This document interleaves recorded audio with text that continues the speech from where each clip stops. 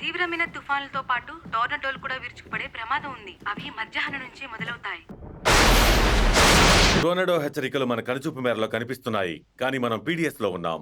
అంటే అత్యంత ప్రమాదకర పరిస్థితి. టోర్నడో ప్రమాదం పొంచి ఉంది. ఈ ఎమర్జెన్సీ మేనేజ్మెంట్ లో ఈ హెచ్చరికల అర్థం ఏంటి?